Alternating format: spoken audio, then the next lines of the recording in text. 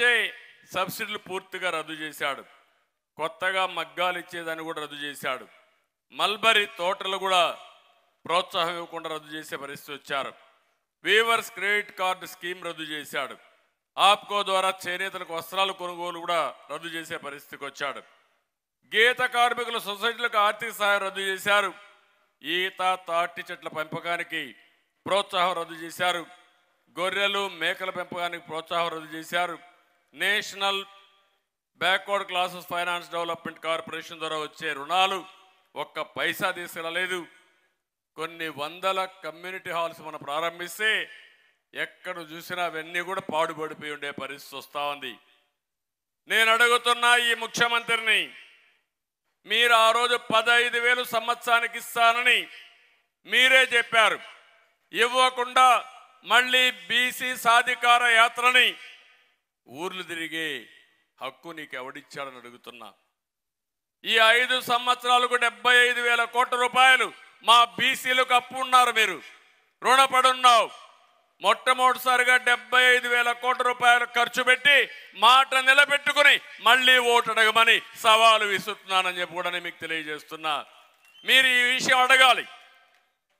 మోసం చేయడంలో దిట్ట, అబద్ధాలు చెప్పడంలో దిట్ట ఈ ముఖ్యమంత్రి.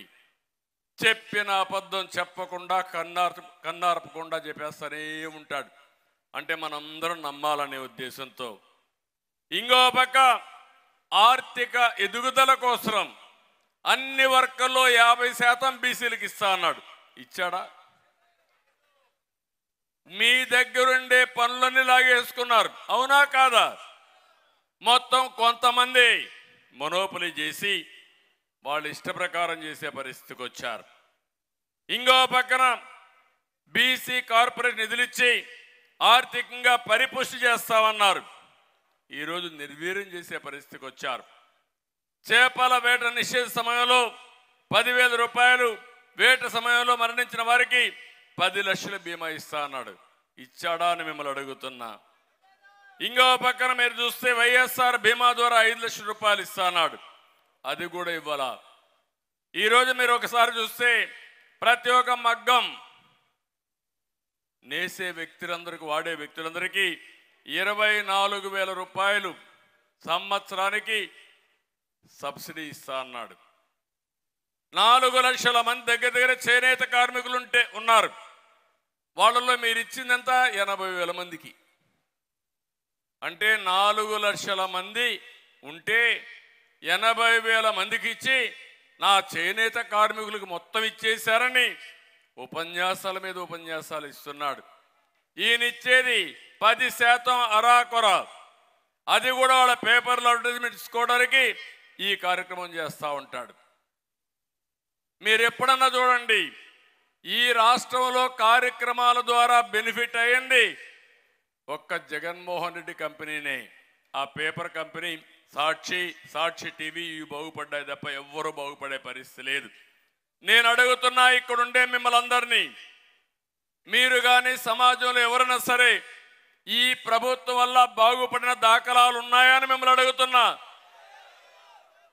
వెనుకబడిన వర్గాల్లోనే పేదవాళ్ళు ఎక్కువగా ఉన్నారు. ఆ పేదవాళ్ళు ఆర్థికంగా చితికిపోయే పరిస్థితికి వచ్చారు.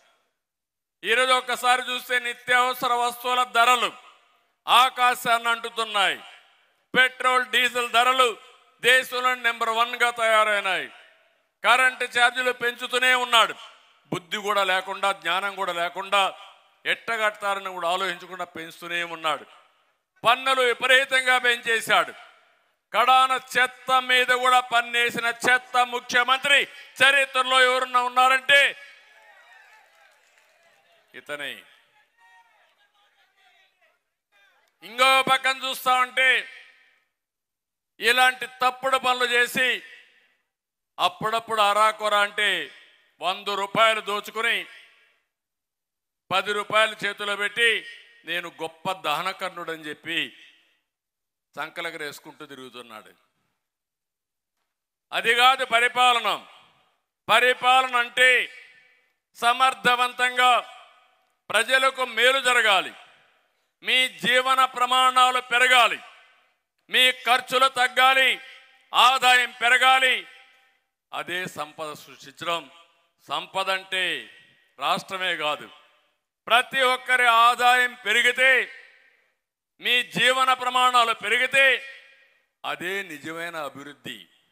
ఆ మాత్రం కూడా తెలియకుండా నేను బటన్ నొక్కుతున్నా అంటున్నాడు కానీ బటన్ బొక్కుడు విషయం ఎవరికి చెప్పాలని అడుగుతున్నా. సాయంత్రం అయితే నీకెంత ఆదాయం వచ్చిందని ఆలోచిస్తున్నారు మీరు.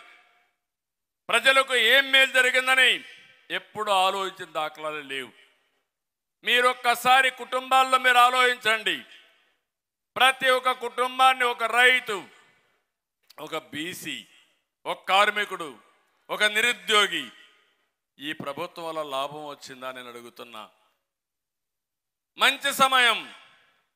ఈరోజు ప్రపంచం అంతా టెక్నాలజీగా ఇవన్నీ వచ్చి ముందుకు పోయే సమయంలో ఇక్కడ మన రాష్ట్రంలో చూస్తా ఉంటే అధోగతిలో ముందుకు పోతున్నాం. ఇప్పుడే ఒక ఇది పెట్టారు, రాష్ట్ర సంపదన ఎంతైతే వస్తుందో అంటే మనకు జిఎస్డిపి అంటాం, అంత అప్పు చేసేశాడు. 13 లక్షల కోట్ల రూపాయల అప్పు. కొంతమంది అప్పర్ క్యాస్ట్లు కావాలంటే వేరే రాష్ట్రానికి వెళ్ళిపోతారు, వేరే దేశాలకు వెళ్ళిపోతారు. ఇక్కడ ఉండేది బడుగు బలహీన వర్గాలే ఇక్కడ ఉంటారు. మీ రక్తాన్ని తాగుతారు రేపటి నుంచి పన్నుల రూపేణా.